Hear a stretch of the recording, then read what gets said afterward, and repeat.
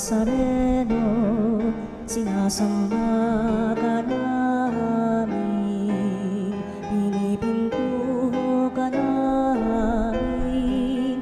Aral mo ang aming buhay at kaligtasan, Nuestro Padre Jesus Nazareno, iligtas mo kami sa kamatayan. Ang krus mong pinamatayan ay sagisag ng aming kaligtasan. Nuestro Padre Jesus Nazareno, dinarangal ka namin. Nuestro Padre Jesus Nazareno, inulwalhati ka namin. Nuestro Padre Jesus Nazareno, inarangal ka namin. Nuestro Padre Jesus Nazareno, inulwalhati ka namin. Halina, Jesus, halina, halina, Jesus, halina. Sa ngalan ng Ama at ng Anak at ng Espiritu Santo, Amen. sumainyo ang Panginoon. At sumayo rin. Mga kapatid, sa patuloy nating paghahanda sa pagdating ng ating Panginoon, sa Kanyang muling pagbabalik at sa pagsariwa natin sa Kanyang pagsilang, halina't ihanda ang ating mga puso, pagsisihan natin ang mga nagawang kasalanan.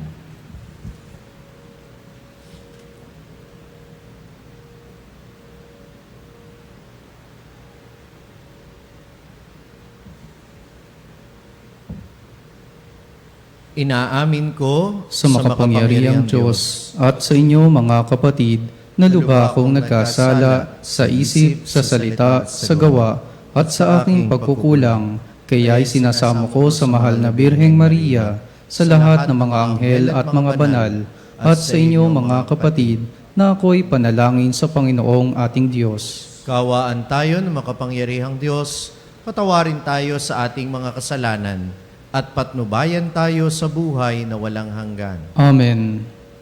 Panginoon, kaawaan mo kami. Panginoon, kaawaan mo kami. Kristo, kaawaan mo kami. Kristo, kaawaan mo kami. Panginoon, kaawaan mo kami. Panginoon, kaawaan mo kami. Manalangin tayo. Ama naming makapangyarihan, gawin mong kami maging masigasig sa paghihintay sa anak mong darating. Sa kanyang pagkatok, siya naway aming mapatuloy, sapagkat siya ang pinananabikan namin sa aming pagdalangin. Sa pamamagitan niya kasama ng Espiritu Santo, magpasawalang hanggan. Amen. Pagbasa mula sa aklat ni Propeta Isaías. Ito ang pangitain ni Isaías, na anak ni Amos, tungkol sa Huda at sa Jerusalem. Sa mga huling araw, ang bundok na kinatatayuan ng templo ng Panginoon ay mamumukod sa taas sa lahat ng bundok. Daragsa sa kanya ang lahat ng bansa. Ang maraming taong lalapit sa kanya ay magsasabi ng ganito: Halikayo, umahon tayo sa bundok ng Panginoon, sa templo ng Diyos ni Jacob, upang malaman natin ang kanyang mga daan at matuto tayong lumakad sa kanyang mga landas. Sapagkat sa Sion magmumula ang kautusan, at sa Jerusalem ang salita ng Panginoon. Siya ang mamamagitan sa mga bansa at magpapairal ng kapayapaan. Kung magkagayon, gagawin na nilang sudsod ang kanilang mga tabak at karit ang kanilang mga sibat. Wala na magsasanay sa pakikibaka at mawawala na ang mga digmaan. Halina kayo, sambahayan ni Jacob, at tayo'y lumakad sa liwanag ng Panginoon. Ang salita ng Diyos. Salamat sa Diyos. Masaya tayong papasok sa tahanan ng poong Diyos. Masaya tayong papasok sa tahanan ng poong Diyos. Ako ay nagalak sa sabing ganito, sa bahay ng poon ay pumasok tayo. Sama-sama kami matapos sapitin ang pintuang lungsod nitong Jerusalem. Masaya tayong papasok sa tahanan ng poong Diyos. Yaong Jerusalem, kay ganda ng anyo, maganda ang ayos ng muling matayo. Dito umaahon ang lahat ng angkan, lipi ni Israel upang magsambahan. Masaya tayong papasok sa tahanan ng poong Diyos. Ang hangad ang poon ay pasalamatan, pagkat ito'y utos na dapat gampanan.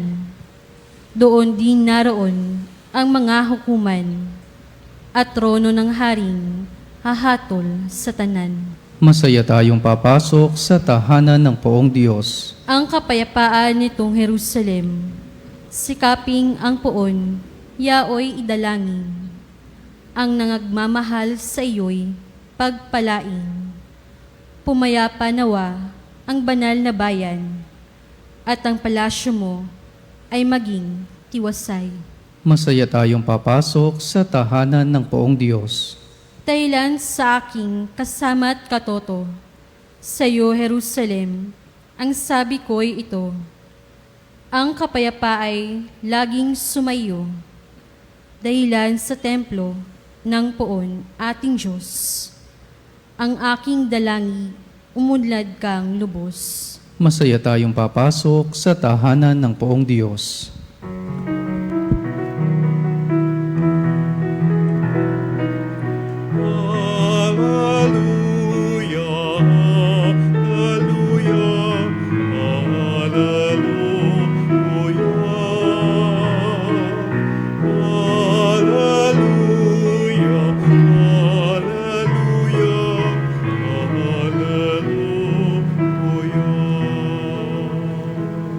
Halina't kami sagipin, Panginoong Diyos namin, mananubos na maningning.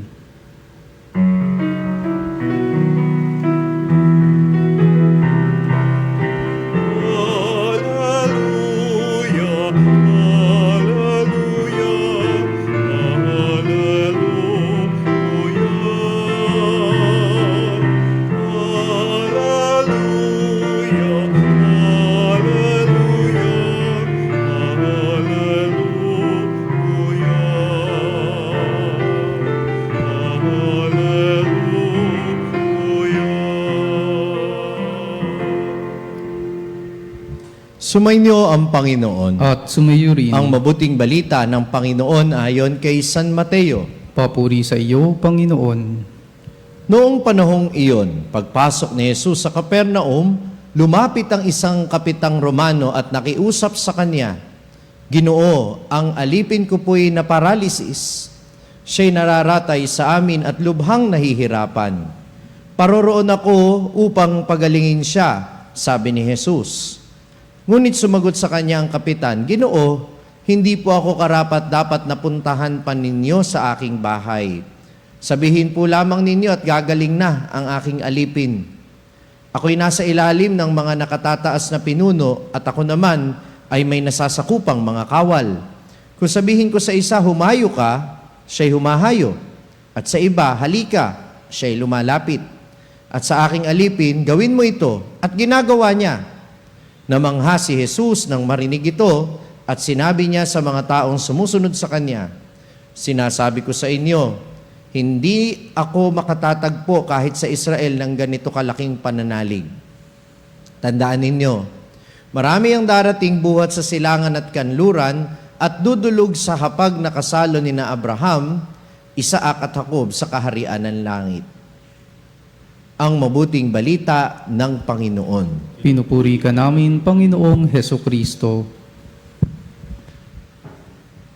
Sa lahat ng mga taga-subaybay natin, sa lahat ng kasama nating nagdiriwang ng banal na misa dito, sa ating himpilan, sa inyong lahat na nakikinig mula sa iba't ibang bahagi ng mundo, sa inyong talapihitan o sa ating live streaming, ang aking pong pagbati, magandang tanghali.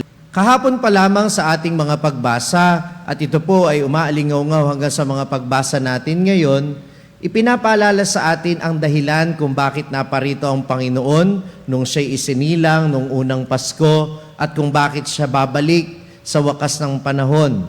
At ito ay upang tipunin ang lahat ng tao para sa Diyos. Tayo'y Kanyang nilikha at ano ang gusto ng Panginoon? Ang Kanyang mga nilikha ay makabalik din sa Kanya para tayo'y maging iisang pamilya, sa iisang tahanan. Kaya sa unang pagbasa, narinig natin yung pangitain ni Propeta Isaias na lahat ng tao ay nagtitipon sa isang bundok, sa Sion. At ito yung tinatanaw nila na lugar kung saan magsasama-sama ang lahat ng mga tinawag ng Panginoon.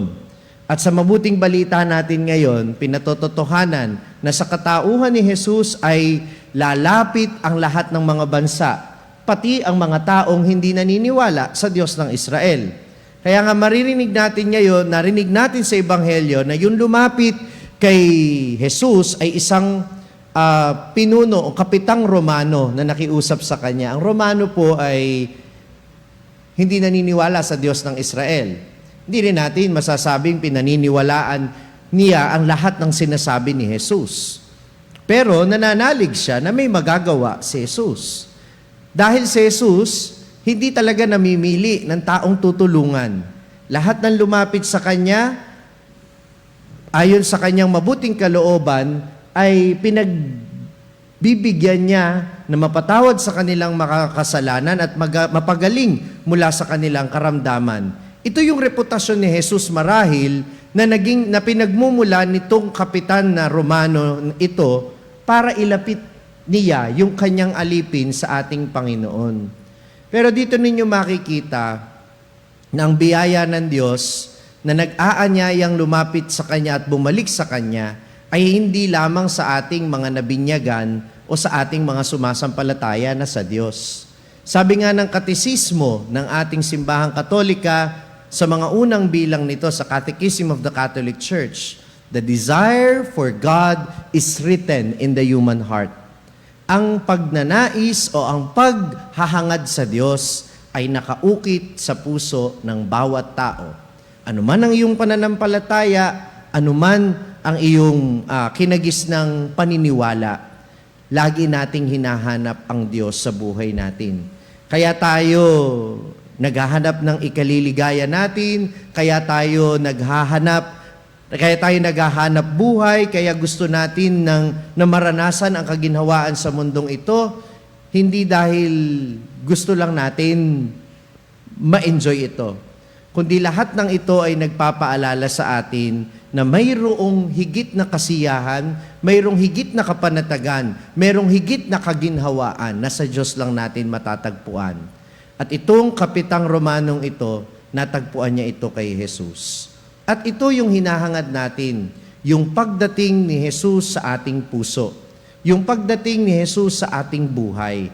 At hindi dumadating si Jesus, nahihintayin lang natin siya. Kailangan din pagsumikapan natin siyang abutin. Kinakailangan din pagsumikapan natin na siya ay makatagpo. Ito yung ginawa ng kapitang Romano na kung minsan ay hindi natin ginagawa kahit bilang mga Kristiyano. Meron tayong mga pinagdadaanan, pero walang puwang ang Diyos sa puso natin. Mas kinukonsulta pa natin yung mga kaibigan natin, yung mga mag-anak natin, mas nagrarant pa tayo sa social media, mas binubuksan pa natin yung kalooban natin sa iba, kaysa sa Diyos na makapagbibigay talaga sa atin ng totoong kapanatagan. Hindi po ba? Bago ka magdasal, nauna mo nang naidaldal sa ibang tao kung ano yung pinagdadaanan mo. Pero itong Romano na kapitan na walang kinikilalang Diyos sa buhay niya, nakita niya si Jesus bilang isang taong makikinig sa Kanya at makatutulong sa Kanya. Ikaw na Kristiyano, May puwang ba si Kristo sa puso mo ngayong Adbyento? Binibigyan mo ba siya ng pagkakataon na malaman ang buhay mo kung anong pangangailangan mo? At itong pagbasang ito'y panawagan sa iyo na kung hindi pa, kay Jesus ka lumapit at siguradong hindi ka mabibigo. Pangalawa, hindi lang bukas ang puso ng kapitan kay Jesus dahil sa kanyang magagawa na himala. Bukas ang kanyang puso para sa mga nangangailangan. Hindi obligasyon ng amo na magmalasakit sa kanyang alipin. Nung panahong iyon, di kagaya ngayon, may karapatan na sa ilalim ng batas yung mga kasambahay. O yung mga empleyado. Pero noon, hindi. Ang nagdidikta ng karapatan ng isang empleyado o ng isang kasambahay ay yung kanyang amo. At hindi obligasyon ng amo na ito, ng kapitan na ito, na yung alipin niya ay ipagamot o gustuhin niya na ito'y gumaling. Hindi. Bukas ang kanyang kalooban sa pagmamalasakit sa kanyang kapwa. At ito yung sinasabi ni Jesus na pananalig na hindi na niya matatagpuan sa iba.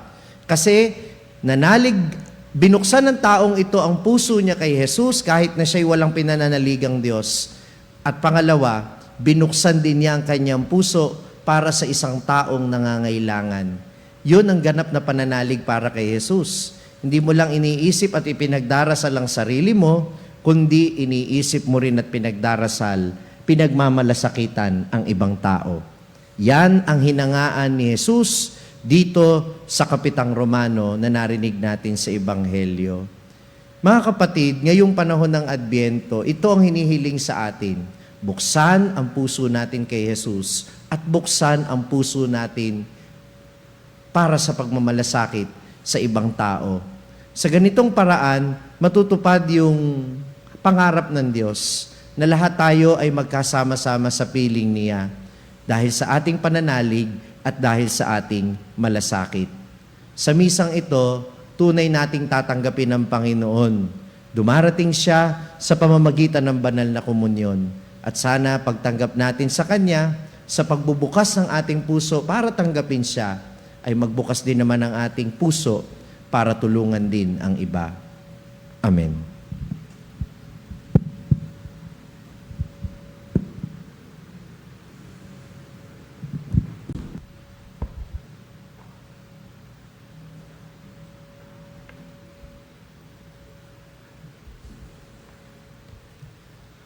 Sa pagpasok natin sa panahon ng Adbyento, idalangin natin ang buong puso sa Diyos Ama na ang pagkakataong ito ay maging bagong simula ng biyaya na nagbubunga ng kapakinabangan para sa atin.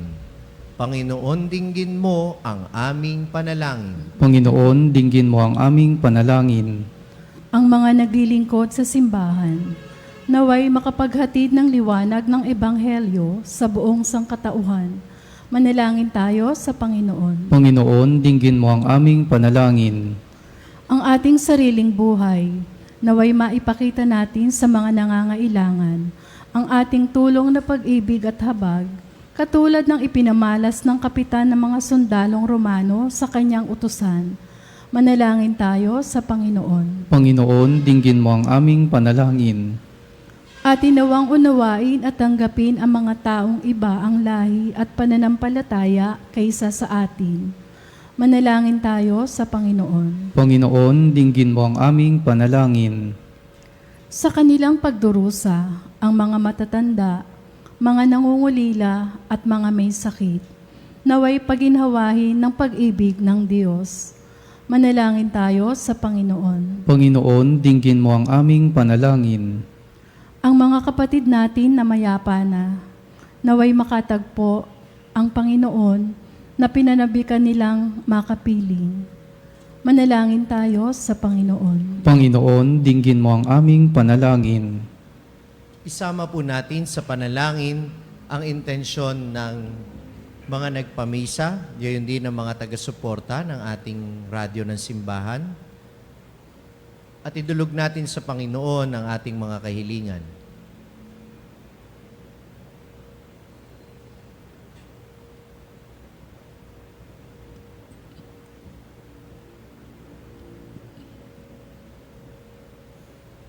Ama naming Diyos, tulungan mo kaming lumago sa pagkamahabagin at makapagbigay ng pag-asa sa lahat ng nakadadaupang palad namin.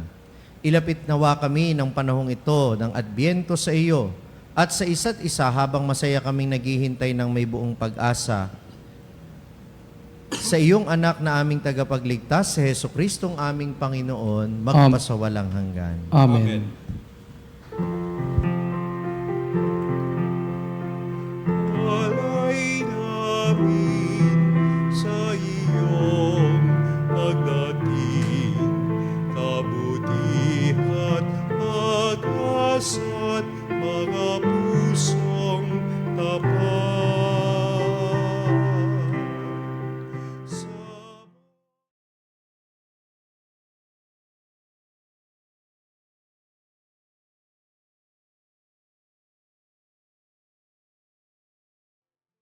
Kapayapaan nawa'y kamtin, itong alak at tinapay, mga bungang alay, halo ng tamis at biyaya. Manalangin kayo, mga kapatid, upang itong ating paghahain ay kalugdan ng Diyos amang makapangyarihan. Tanggapin nawa ng Panginoon itong paghahain sa iyong mga kamay, sa kapurihan niya at karangalan sa ating kapakinabangan at sa buong sambayanan niyang banal. Ama naming lumikha, tanggapin mo ang mga alay naming ikaw rin ang nagbigay.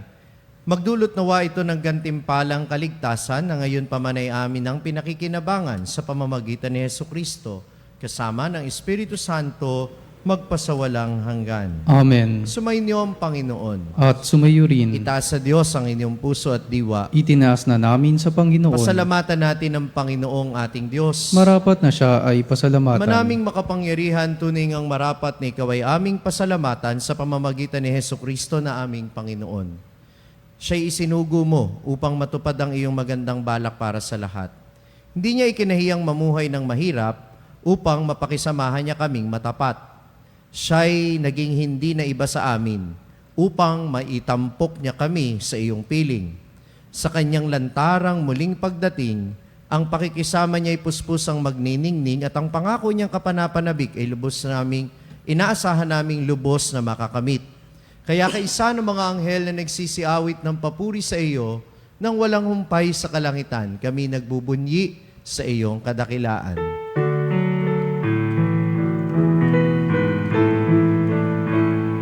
Santo, Santo, Santo, Panginoong Diyos na makapangyarihan, napupuno ang langit at lupa ng kalwalhatian mo. Hosana, Hosana.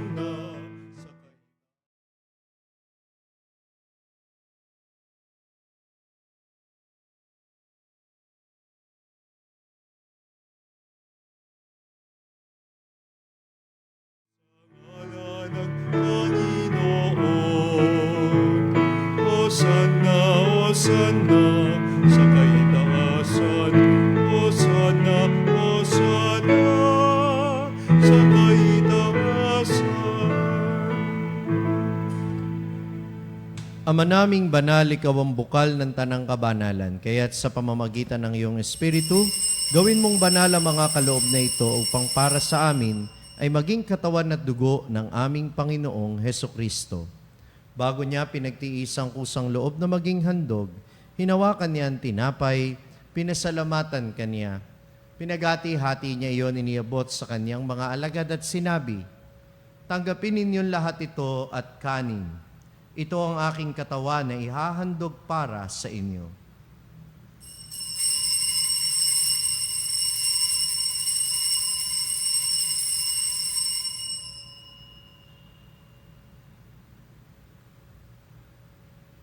Gayun din naman, matapos ang hapunan, hinawakan niya ang kalis, muli kaniyang pinasalamatan. Iniabot niya ang kalis sa kaniyang mga alagad at sinabi, "Tanggapin ninyong lahat ito at inumin. Ito ang kalis ng aking dugo, ng bago at walang hanggang tipan. ang aking dugo na ibubuhos para sa inyo at para sa lahat. Sa ikapagpapatawad ng mga kasalanan, gawin ninyo ito sa pag-alala sa akin.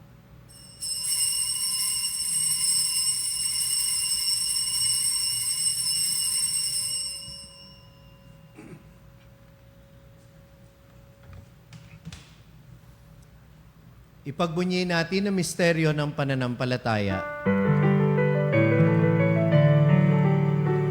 Si Kristo ay gunitain, Sarili ay inihain.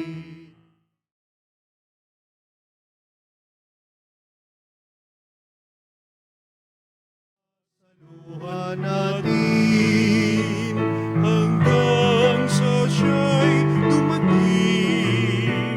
hanggang sa siya'y dumating. Ama, ginagawa namin ngayon ang pag-alala sa pagkamatay at muling pagkabuhay ng iyong anak. Kaya't iniaalay namin sa iyo ang tinapay na nagbibigay buhay at ang kalis na nagkakaloob ng kaligtasan. Kami ay nagpapasalamat dahil kami iyong minarapat na tumayo sa harap mo para maglingkod sa iyo. Isinasamo namin kaming magsasalo-salo sa katawan at dugo ni Kristo'y mabuklod sa pagkakaisa sa pamamagitan ng Espiritu Santo. Ama, lingapin mo ang iyong simbahang laganap sa buong daigdig. Puspusin mo kami sa pag-ibig, kaisa ni Leon na aming Papa at ni Elias na aming Obispo at ng Tanang Kaparian. Alalahanin mo rin ang mga kapatid naming nahimlay na may pag-asang sila'y muling mabubuhay, gayon din ang lahat ng mga pumanaw. Kaawaan mo sila at patuloyin sa iyong kaliwanagan. Kaawaan mo at pagindapatin kaming lahat na makasalo sa iyong buhay na walang wakas, kaysa ng mahal na Birheng Maria na ina ng Diyos, ang kaniyang kabiyak ng puso, si San Jose, kaysa ng mga apostol at ng lahat ng mga banal na namuhay dito sa daigdig ng kalugod-lugod sa iyo. May pagdiwang nawa namin ng pagpupuri sa ikararangal mo sa pamamagitan ng iyong anak na aming Panginoong Hesukristo. Sa pamamagitan ni Kristo, kasama niya at sa Kanya, ang lahat ng parangal at papuri ay sa iyo, Diyos amang makapangyarihan, kasama ng Espiritu Santo, magpasawalang hanggan.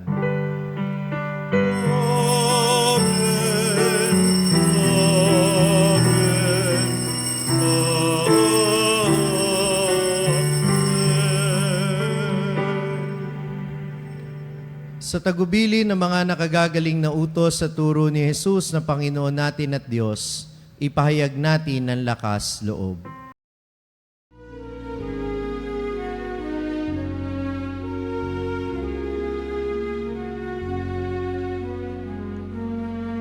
Ama namin, sumasalangit ka, sambahin ang ngalan mo.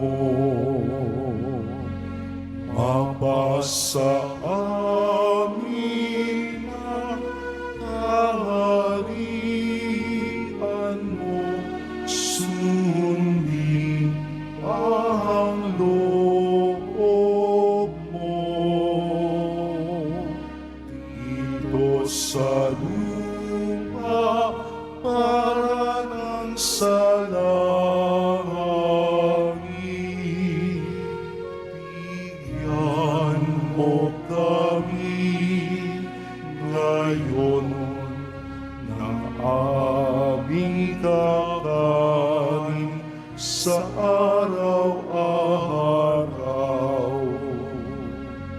at patawarin mo ang aming mga sala para ng pagpapatawad namin sa nagkakasala sa amin. At huwag mo kami ipahintulot sa tukso, at iadya mo kami sa lahat ng masama.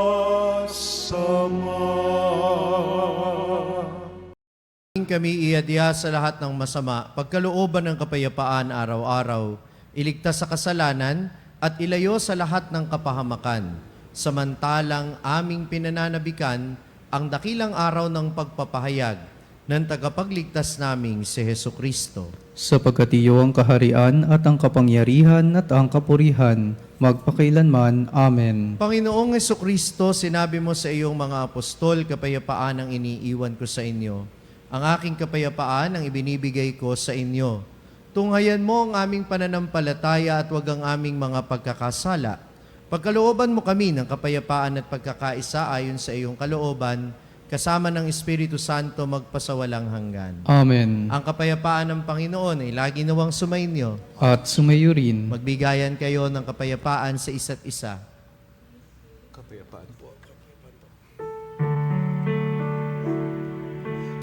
Kordero ng Diyos na nagalis ng mga kasalanan ng sanlibutan. Maawa ka sa amin. Kordero ng Diyos na nagalis ng mga kasalanan ng sanlibutan. Maawa ka sa amin. Ayos.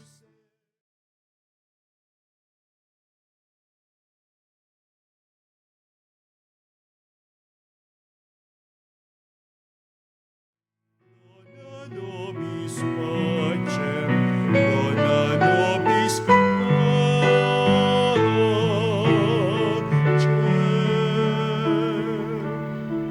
Ito ang kordero ng Diyos, ang nag-aalis ng mga kasalanan ng sanlibutan.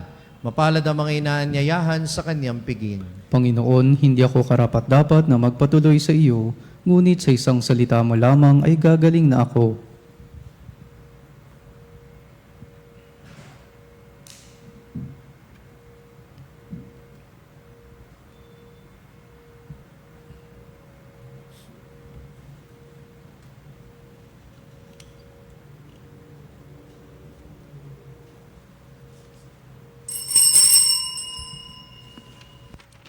Mga kapanalig, ating dasalin ang komunyong espiritual. O Jesus, nananalig ako sa pananahan mo sa kabanal-banalang sakramento. Minamahal kita higit sa lahat at hangad ka ng aking kaluluwa.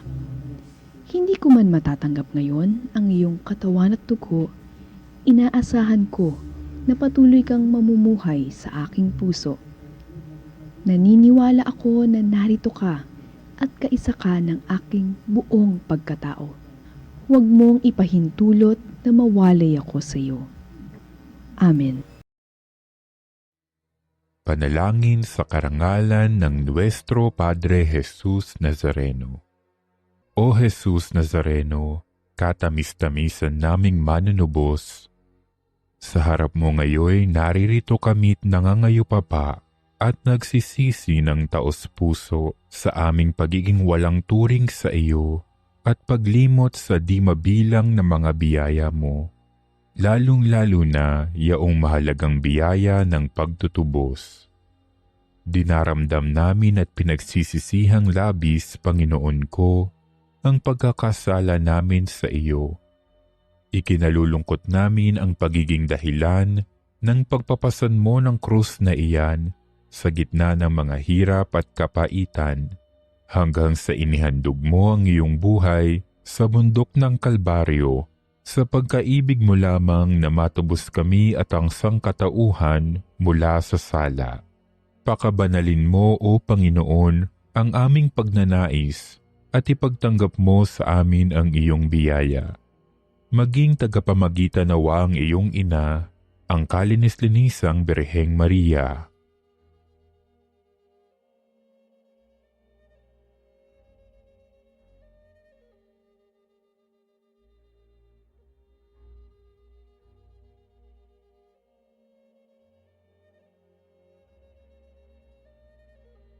Ama naming makapangyarihan, niloob mong akuin ang iyong anak, ang krus at kamatayan, upang ang sangkatauhan ay matubos at mabuhay. Ang pag-ako namin sa krus at kamatayan dito sa lupa, ayon sa diwa ng pagsunod sa iyong loob, na ginanap ng iyong anak, ay magpagindapat nawa naming kamtin ang lubos na katubusan at pagkabuhay sa iyong piling, sa pamamagitan ni Hesukristo, kasama ng Espiritu Santo, magpasawalang hanggan. Amen. Nuestro Padre Jesus Nazareno, Panginoon namin at Diyos, kaawaan mo kami.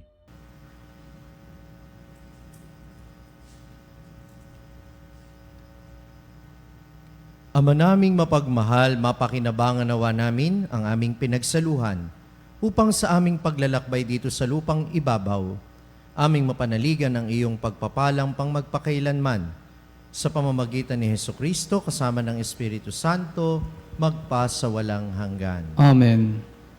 Maraming salamat po sa lahat ng mga kasama naming nagdiwang sa banal na misa, sa mga naglingkod po sa ating misa, sa mga nakasubaybay sa pamamagitan ng inyong talapihitan o sa live streaming, sa mga nagpamisa, sa mga patuloy na sumusuporta sa radyo ng ating simbahan. Maraming salamat po.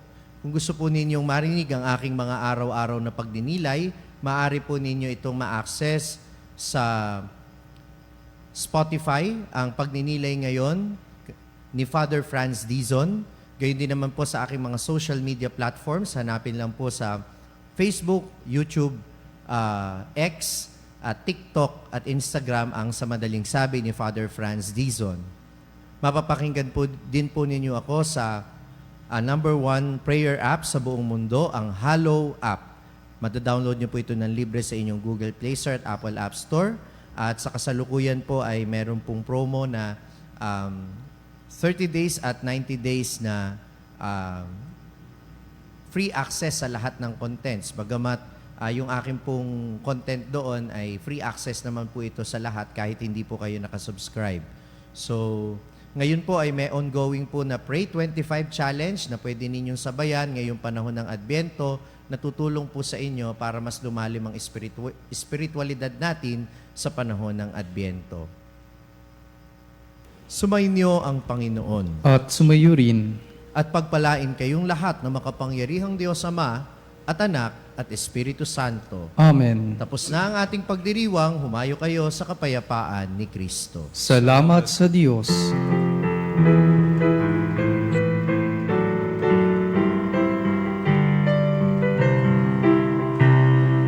Walang araw ang liwanag, matatanaw ng bulan, ang kagandahan ng umaga, magmamasdan sa tuwina.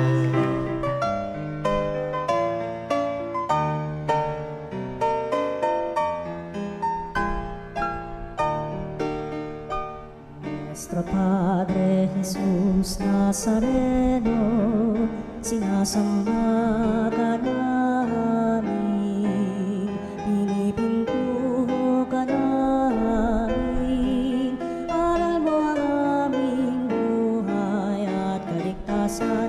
Nuestro Padre Jesus Nazareno, iligtas mo kami sa kamatayan, ang krus mong pinamatayan ay sagisag ng aming kaligtasan.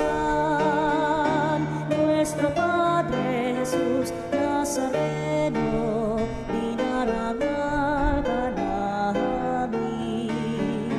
Nuestro Padre Jesus Nazareno, inulwalhati ka namin. Nuestro Padre Jesus Nazareno, inarangal ka namin. Nuestro Padre Jesus Nazareno,